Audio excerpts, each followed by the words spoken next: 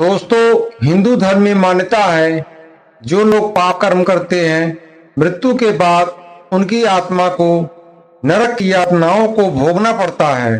नरक का कष्ट आत्मा के लिए बहुत ही दुखदाई बताया गया है। जो लोग जिस प्रकार के पाप कर्म करते हैं उनको उसी प्रकार के नरक में भेजा जाता है। धार्मिक मान्यताओं के अनुसार नरक के भी कई प्रकार होते हैं जिनका फैलाव और स्वरूप एक दूसरे से भिन्न होता है। नरक के कितने प्रकार हैं? नरक में पापी आत्माओं को कौन कौन सी सजाएं मिलती हैं? आइए जानते हैं इस वीडियो के माध्यम से। इससे पहले यदि आप चैनल में नए हो तो चैनल को सब्सक्राइब कर लें, जिससे नई नई जानकारी सबसे पहले आपको मिल सके। दोस्तों, वीडियो को पूरा जरूर देखें, तभी आप लोगों को पूरी जानकारी मिलेगी। तो आइए जानते हैं। एक दिन गरुड़ जी, जो भगवान विष्णु के परम भक्त थे, उनके मन में विचार आया कि मृत्यु के बाद आत्माओं का क्या होता है, कौन कौन से कर्मों के आधार पर आत्मा नरक में जाती है और वहां उसे किस प्रकार की सजा मिलती है। इस जिज्ञासा को लेकर उन्होंने भगवान कृष्ण की ओर उड़ान भरी और उनके सम्मुख जाकर आदर पूर्वक कहा, हे प्रभु, आप समस्त ब्रह्मांड के ज्ञाता हैं। मैं आपके समक्ष एक प्रश्न लेकर आया हूँ। कृपया मुझे बताएं कि मृत्यु के पश्चात पापी आत्माओं को किस प्रकार के नरकों में भेजा जाता है और इन नरकों के क्या नाम हैं, और वहां आत्माओं को किस प्रकार की यातनाएं दी जाती है। भगवान श्री कृष्ण ने कहा, हे गरुड़, तुमने अत्यंत महत्वपूर्ण प्रश्न किया है। इस संसार में हर कर्म का फल अवश्य मिलता है, चाहे वह पुण्य हो या पाप। जिन आत्माओं ने जीवन में पाप किए हैं उन्हें विभिन्न नरकों में भेजा जाता है, जहां उन्हें उनके कर्मों के अनुसार दंड दिया जाता है। यह नरक आत्मा को शुद्ध करने के लिए होता है, ताकि वह अपने पापों का प्रायश्चित कर सके और आगे की यात्रा में मोक्ष की ओर अग्रसर हो सके। भगवान श्री कृष्ण ने कहा, हे पंछीराज, अब मैं तुम्हें एक एक करके उन सभी नरकों के बारे में बताऊंगा जहां पापियों को उनके कर्मों के अनुसार कष्ट दिया जाता है। तुम इसे ध्यानपूर्वक सुनो। श्री कृष्ण ने कहा, हे पंछीराज गरुड़, सबसे पहले मैं तुम्हें रौरव नरक के बारे में बताता हूँ। यह नरक सभी नरकों में प्रधान नरक है, जो 2000 योजन में फैला है, और इसमें एक गहरा गड्ढा होता है जो दहकते हुए अंगारों से भरा होता है। तेज आग से वहां की भूमि जलती रहती है। पापी आत्मा जब 1000 योजन की दूरी जैसे तैसे पार करती है तो फिर उसे दूसरे नरक में भेजा जाता है। उसके बाद श्री कृष्ण ने पंछीराज गरुड़ से कहा, अब मैं तुम्हें दूसरे नरक के बारे में बताता हूँ। दूसरे नरक का नाम है महारौरव नरक। यह नरक 5000 योजन में फैला है। उस नरक की भूमि तांबे रंग की होती है, जिसके नीचे आग जलती रहती है। पापी लोगों के लिए यह नरक बहुत ही भयंकर दिखाई देता है। इस नरक में पापी आत्माओं को 1000 वर्षों तक कष्ट भोगना पड़ता है। उसके बाद ही उन्हें मुक्ति मिलती है। उसके बाद श्री कृष्ण ने पंछीराज गरुड़ से कहा, अब मैं तुम्हें अतशीत नरक और निकृंतन नरक के बारे में बताता हूँ। हे पंछीराज गरुड़, अतशीत नरक महारौरव नरक की तरह ही इसका भी विस्तार है। वहां पर भयंकर ठंड होती है। पापी आत्माएं भयंकर ठंड में अनेक कष्ट झेलती हैं। और हे पंछीराज, अगला नरक है निकृंतर नरक, जो बहुत बड़ा पापी होता है। उसे अतशीत नरक के बाद निकृंतन नरक में भेजा जाता है। इस नरक में पहिए के जैसे बड़े बड़े चक्र होते हैं, जिस पर दुष्ट आत्मा को बांध दिया जाता है। यमदूत उसे कई प्रकार के कष्ट देते हैं। हजारों वर्ष तक उस चक्र पर पापी आत्मा को कष्ट दिया जाता है। उसके बाद वह इस नरक से निकल पाता है। उसके बाद श्री कृष्ण ने पंछीराज गरुड़ से कहा, अब मैं तुम्हें अप्रतिष्ठित नरक और असिपत्रवन नरक के बारे में बताता हूँ। हे पंछीराज गरुड़, अप्रतिष्ठित नरक में आने वाली आत्माओं को असहनीय कष्टों का सामना करना पड़ता है। उनको प्रताड़ित करने के लिए चक्र और रहट होती है। इन पर आत्माओं को बांधकर हजारों साल तक कष्ट दिया जाता है।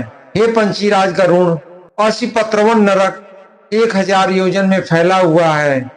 इसकी भूमि पर हमेशा आग जलती रहती है। इसमें 7 सूर्य अपनी तेज तपस से तपते रहते हैं। इसमें आने वाली आत्माएं आग और तपिश से जलती रहती है। उसके बाद श्री कृष्ण ने पंछीराज गरुड़ से कहा, अब मैं तुम्हें तप्त कुंभ नरक और महावीच नरक के बारे में बताता हूँ।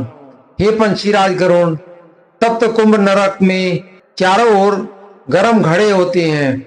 उनके चारों ओर आग जलती रहती है। उनमें गर्म तेल और लोहे का चूर्ण भरा होता है। पापी आत्माओं को उस घड़े में मुंह के बल डाल दिया जाता है।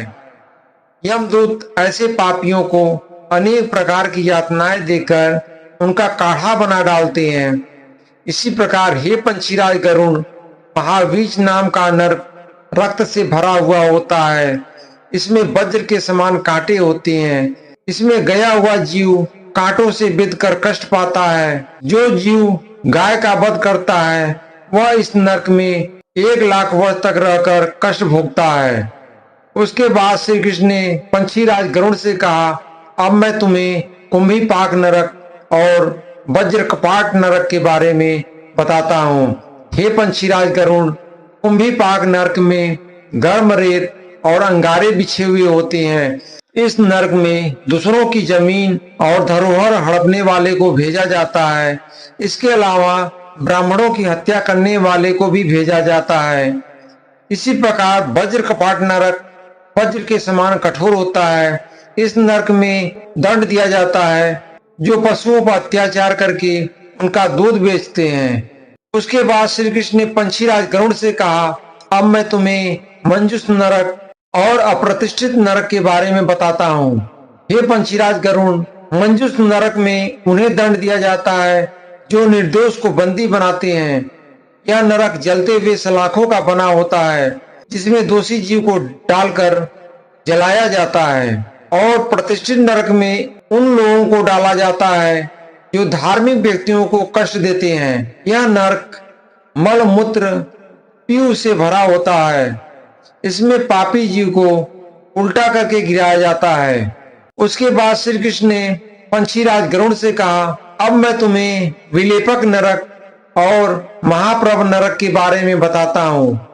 हे पंछीराज गरुड़, विलेपक नरक में वैसे ब्राह्मण जाते हैं जो मदिरा पान करते हैं। यह नरक लाह की आग से जलता रहता है। इस आग में जीव को झोंक दिया जाता है। इसी प्रकार महाप्रभ नरक बहुत ऊंचा होता है। इसमें बड़ा से बड़ा शूल गाड़ा होता है। जो व्यक्ति पति पत्नी में विभेद करवा के उन्हें अलग करवाते हैं उन्हें इस नरक में डालकर शूल से छेदा जाता है। उसके बाद श्री कृष्ण ने पंछीराज गरुड़ से कहा, अब मैं तुम्हें जयंती नरक और सलमल नरक के बारे में बताता हूँ। हे पंछीराज गरुड़, जयंती नरक में एक विशाल चट्टान होता है। इस नरक में पराई स्त्रियों के साथ शारीरिक संबंध बनाने वाले को इसी चट्टान के नीचे दबाया जाता है। इसी प्रकार सलमल नरक जलते हुए कांटों से भरा होता है। इस नरक में उन स्त्रियों को जलते हुए सलमल वृक्ष का आलिंगन करना पड़ता है जो पर पुरुष से संबंध बनाती है।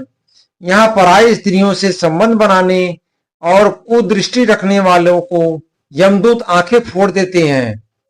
उसके बाद श्री कृष्ण ने पंछीराज गरुड़ से कहा, अब मैं तुम्हें असिपत्र नरक और करम्ब बालुका नरक के बारे में बताता हूँ।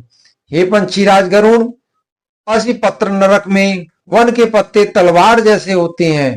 मित्र को धोखा देने वाले को इस वन में डाल दिया जाता है, जहां वर्षों तक इस वन के पत्तों से कट कट कर जीव दुखी होता रहता है।